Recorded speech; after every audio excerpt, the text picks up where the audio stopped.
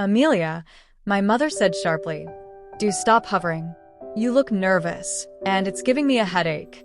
I froze mid-step, the napkin in my hand trembling. Sorry, Mother. I just thought. That's precisely the problem, she cut in. You think too much. You smile too softly. You walk too quietly. The Harrington heir won't even notice you if you blend into the wallpaper. Today's story is told from the heart of a woman who was mocked, overlooked, and denied her worth, until fate made her the center of an empire. If you love stories about hidden heirs, forbidden love, and poetic justice, stay tuned, and don't forget to subscribe, like, and share your thoughts in the comments. Now, let's begin. The Butler's Secret. I've always believed our mansion was the most beautiful place in the world, until I learned how cold beauty can be. That morning, the sunlight poured through the glass roof of the Montrose dining hall, touching everything except warmth. My mother sat at the head of the table, elegant as always, sipping her tea like a queen. My sister Clara lounged beside her, half listening, half admiring her reflection in the silver teapot. Amelia, my mother said sharply, do stop hovering. You look nervous, and it's giving me a headache. I froze mid-step, the napkin in my hand trembling. Sorry, Mother. I just thought. That's precisely the problem, she cut in. You think too much. You smile too softly. You walk too quietly. The Harrington heir won't even notice you if you blend into the wallpaper. Clara laughed, that light, tinkling laugh that always made me feel smaller. Oh, Mother, she's trying her best. But no amount of effort can turn a daisy into a rose. My chest tightened. Clara. It's fine, Mother said, waving a hand. She's not wrong. The Harringtons are hosting their gala soon, and one of you must marry the heir. It's an opportunity most girls only dream of. One of us. I asked quietly. You mean? Yes, she said smoothly. The family expects a union, and we shall deliver one. The question is which of my daughters is worthy. Clara didn't even hesitate. Obviously me. I looked at her. Beautiful, confident, born for rooms filled with applause. I had always envied her ability to belong anywhere she stood. And why not me? I asked before I could stop myself. Mother's sigh carried more disappointment than anger. Because, Amelia, you are sweet. And sweetness is lovely, but it's not currency. The Harringtons don't marry for love. They marry for legacy. Her words sliced deep, but she said them as if they were facts carved in stone. I stared down at the polished table, at my own reflection trembling in the wood. I see, I whispered. Mother took another slow sip of tea. Do stop sulking. It's unbecoming. Clara smiled triumphantly. Don't worry, sister. When I'm married, I'll invite you to visit. Maybe you can help with the floral arrangements. That one stung more than I expected. I stood so quickly, my chair scraped the marble floor. Excuse me, I said, keeping my voice steady even though my throat burned. Try not to cry where the staff can see you. Mother called after me. It's terribly common. I left the hall before she could see the tears anyway. The mansion's corridors felt endless, portraits of ancestors staring down, their painted eyes heavy with judgment. I walked faster, my footsteps echoing off marble, until I reached the back garden. The air outside was cooler, kinder. I leaned against the stone railing, trying to breathe through the ache in my chest. I had always known I wasn't my mother's favorite, but I hadn't realized until that morning how little space there was for me in her plans. The sound of an engine interrupted my thoughts, low, steady, rhythmic. I turned toward the driveway. A man was crouched beside one of the cars, sleeves rolled up, tools scattered around him. Grease stained his arm, and the sunlight caught in his brown hair. When he looked up, his eyes, warm, steady, met mine. Morning, ma'am, he said, standing. Sorry for the noise. Mrs. Montrose asked me to check the ignition. I shook my head quickly. It's all right. You're Marion's son, aren't you? From the Harringtons' estate. He smiled a little. That's right. Liam. Amelia, I said, though of course he already knew. Everyone on the estate knew the Montrose daughters. He studied me for a moment, not rudely, just curiously. "You look upset. Did I offend you?" "No," I said, then laughed softly. "You didn't do anything. My mother did. She's arranging a marriage." "Ah." He leaned against the car, wiping his hands on a rag. "That explains the frown. She wants one of us to marry the Harrington heir. She's already decided it will be Clara." My voice came out smaller than I wanted. "I'm not the right kind of daughter." Liam's brow furrowed slightly. "What kind is that?" "The kind who shines," I said bitterly. "The kind who knows how to flirt with money." He chuckled quietly. "Maybe the Harringtons don't need more people who shine. Maybe they need someone real." I looked at him, startled. "You don't even know me." He met my gaze calmly. "I can still tell you don't deserve to be spoken to like that." The words hit me harder than I expected. No one had ever defended me, not like that, not without motive. The breeze shifted, carrying the faint scent of oil and roses. For the first time that morning, my chest didn't hurt quite as much. "Thank you," I said quietly. "For what?" "For reminding me I'm not invisible." He gave a small, crooked smile. "You never were. Maybe they're just too blind to see you." A voice echoed from the balcony above, sharp, familiar. "Amelia, Mother's looking for you. Try not to embarrass her in front of the staff." "Clara again." I froze, then sighed. "I should go." Liam nodded. "Until next time, Miss Amelia." I turned, walking back toward the mansion. The marble steps gleamed beneath my shoes, the roses lining the path swaying gently in the wind. And though my heart still ached, there was something new beneath the hurt, a spark, small but certain. That morning, my mother had called me invisible, but as I walked away, I felt his eyes still on me, and I wondered if invisibility was just another lie I'd been taught to believe. If love had a sound, I think it would be the soft clatter of tools in Liam's workshop, steady, patient, full of purpose.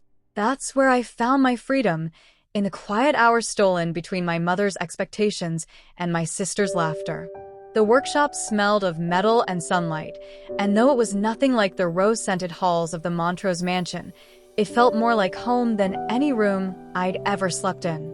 I used to bring him tea, pretending it was an errand for my mother, but we both knew I came for the peace. For him. "Careful," he'd tease, guiding my hand as I held a wrench. "You'll bruise those delicate fingers trying to prove a point." "And what point would that be?" I'd ask. "That you belong anywhere you choose to stand," he said once, looking at me like he meant it. Sometimes we sat in the small cafe down the road, where no one knew our names. He'd talk about the cars he wanted to build, the kind of man he wished to become. Not rich, just respected. I told him about the poems I wrote but never shared, the ones about being unseen. He laughed softly. "You're not unseen, Amelia. You're just surrounded by people who forgot how to look." Every word from him felt like a secret promise. And for a while, we lived in those promises, quiet, hidden, beautiful. But secrets don't stay hidden long in houses like ours. It was Clara who found us one afternoon. I was standing beside Liam, holding a cloth while he tightened a bolt. Her voice came sharp from behind me. "Well," she said, amusement dripping from every syllable. "Isn't this charming? My dear sister," playing assistant to the help. I froze, turning to see her smirking, sunlight catching on the diamonds at her ears. Clara's gaze shifted to Liam. "And you the Butler son, isn't that right? How poetic, a maid for a maid's son. Mother will adore this." "Clara, please." But she was already walking away, laughter echoing down the path like a bell-tolling disaster. By evening, Mother knew. The storm hit before dinner. I stood in her study, trembling as she stared me down from her velvet chair, the scent of her perfume suffocating. "You've disgraced this family," she said coldly. "Do you understand what you've done?" "I fell in love," I whispered. She laughed, a sound so brittle it could cut glass. "Love? You've thrown away your chance at a future for a Butler son. Do you think affection pays the bills?" "It pays the soul," I said before I could stop myself. Her eyes narrowed. You will never see him again. Do you hear me? Never. Something inside me cracked then, quietly, like porcelain under pressure. For years I had done everything she asked, chasing crumbs of approval that never came. But not this time. I can't obey that, I said softly. Her expression hardened. Then pack your things. If you leave this house for him, you leave it forever. So I did.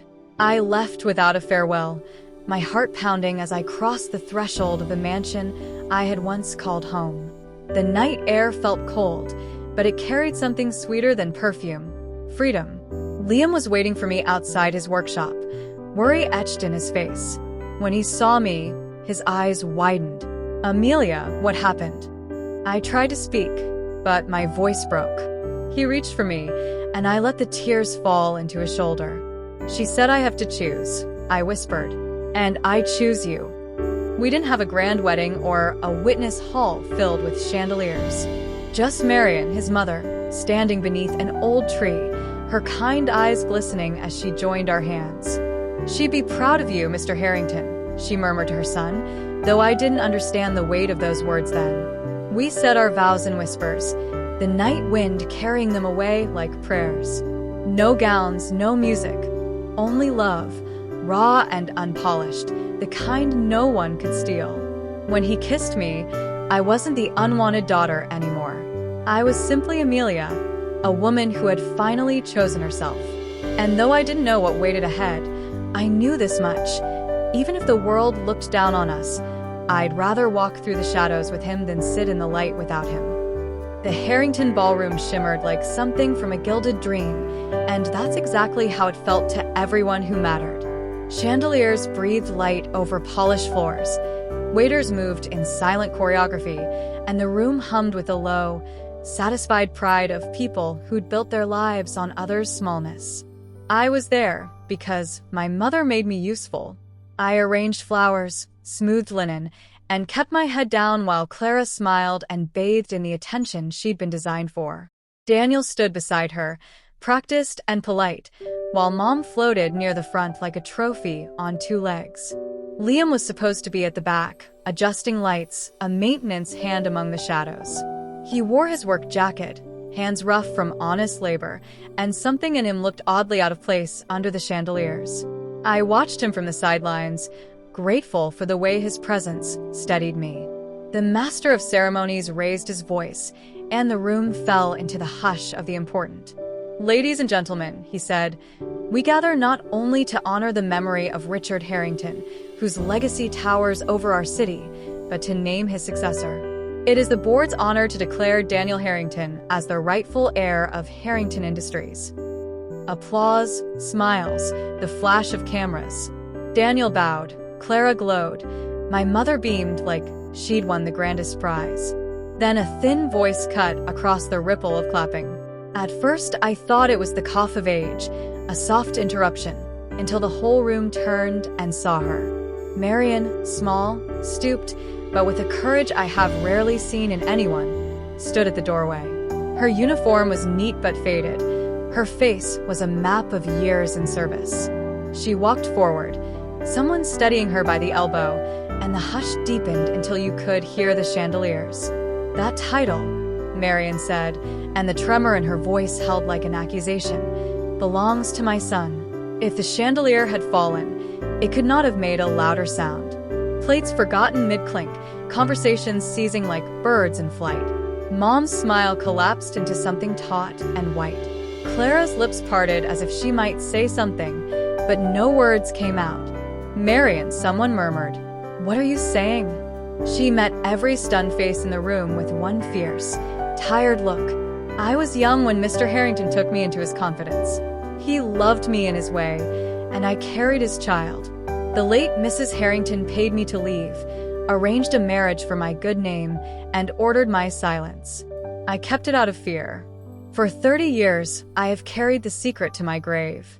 A hush, the kind that makes your throat dry. I felt the blood drain from my face. They'd all grown used to a world in which secrets never rose. But here, in front of everyone who lived off the Harrington name, Marian had unfurled the one truth they all feared. Mom moved first, not toward Marion but toward damage control. "That's preposterous," she said, voice clipped. "You're unwell. Look at her. This is the last thing we need tonight." Clara's face had gone white. "This is slander," she whispered. "You can't." Marion drew something from her pocket, a small recorder. "I have a recording," she said. "I recorded what Mrs. Harrington confessed to me when she forced my silence. I sent a copy to the board last night. If any of you want to hear what a woman who lived behind closed doors sounds like, listen." There were a few seconds of stunned silence. Then the chairman of the board rose, his suit immaculate but his eyes uncertain.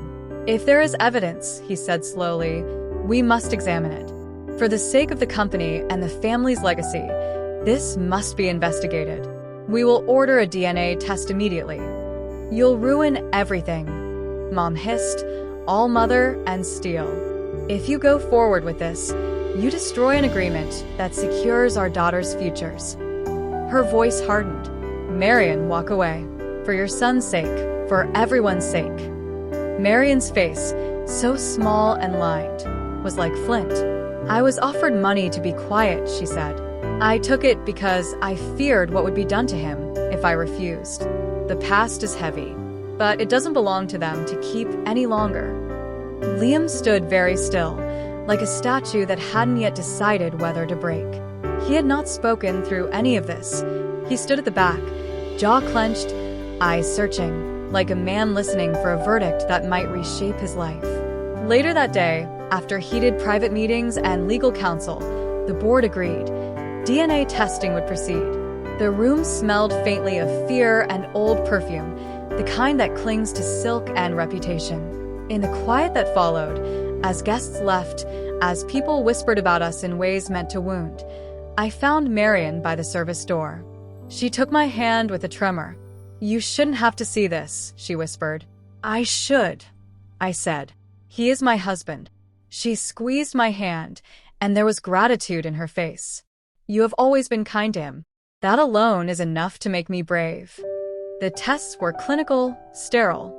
I watched Liam give a sample with such ease it felt heroic, a man who had always been ordinary, filling out a small form while crowns of gold trembled in the rooms above. 3 days later the results came. We gathered, not in the ballroom this time, but in a small, formal room where the board's chairman sat with a sealed envelope. The envelope was opened like a judgment. "We have confirmation," the chairman said. "The DNA is conclusive. Liam Marion Harrington is, by blood, the son of the late Richard Harrington." I felt the floor tilt. Marion wept openly, hands pressed to her mouth. Clara's face unstitched. Mom stared as if struck. The chairman reached into his desk and produced another document, the sealed will, opened upon such a confirmation. He read the words slowly, each one a reckoning. "In the event of discovery of my eldest son, I leave the controlling interest in Harrington Industries to him." When those words landed, the room changed. People who had been polished and sure now looked like children who had been told a stern truth. Daniel's shoulders sagged. Clara's color washed out.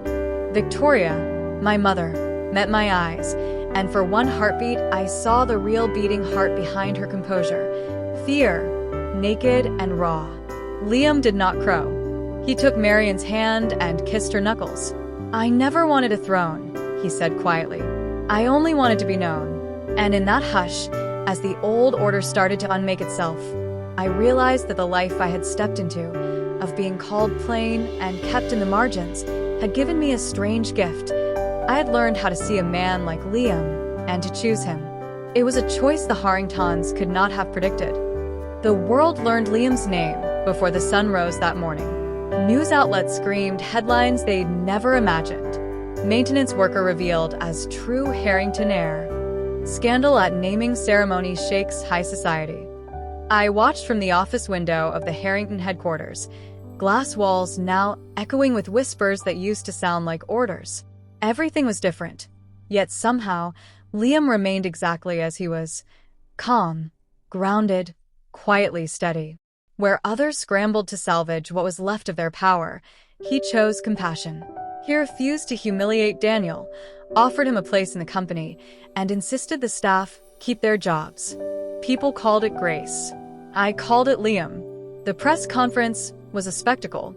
Every major network was there. Cameras, flashbulbs, reporters jostling like waves around a single shore. Liam stood at the podium in a simple suit, no arrogance in his posture, just a quiet strength that silenced even the gossip-hungry. He began softly. I didn't ask for this legacy, but if it's mine to hold, I intend to build something worthy of those who work, not just those who rule. Applause followed, hesitant at first, then thunderous. And then someone called out, "Mrs. Harrington, over here." For a moment, I didn't realize they meant me. They pushed microphones forward, eyes glittering with curiosity. How does it feel to be the richest woman in the country? The question hung in the air, heavy with the world's idea of worth. I smiled, just a little, the kind of smile that holds both memory and peace. I was rich the day I found a man who saw me when no one else did. Gasps, applause, camera flashes, but in that moment, none of it mattered.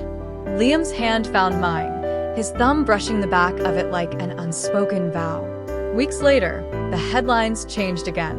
Victoria Montrose steps down from social board amid scandal. Clara Harrington seeks divorce. They vanished quietly, mother and daughter retreating from a world that once bowed to them. Their wealth was gone, their names dimmed by their own pride. I should have felt pity, maybe even triumph. But what I felt was something quieter, release. Victoria sent me one letter. It said only, "You were always the one who looked like nothing and became everything." I folded it and put it away without anger. The past no longer owned me. In the final scene of our story, if life were a film, the scene would fade to the Harrington executive office. On the desk, a stack of papers neatly signed, a cup of coffee going cold beside them, and a framed photograph of Marion smiling, the woman who found her courage when the world least expected it. Behind that desk, Liam's hand rests over mine as we look out through the glass walls at a city finally learning to value more than bloodlines and fortunes. "Ready?" he asks. I nod, and we walk out together, not as master and maid, not as heir and wife, but as equals who found love in the shadows and carried it into the light. In the end, truth has a way of finding its voice, even when buried beneath years of silence. Amelia, once the daughter no one wanted, became the woman everyone respected. And Liam, the butler's son the world overlooked, became the heir destiny always meant him to be. Together, they proved that love needs no title, no fortune, only courage. Because sometimes, the greatest empires aren't built in boardrooms, but in hearts brave enough to forgive and begin again. Thank you for watching today's story, The Butler's Secret.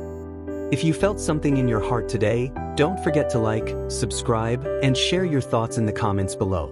Until next time, remember, every story is a second chance at destiny.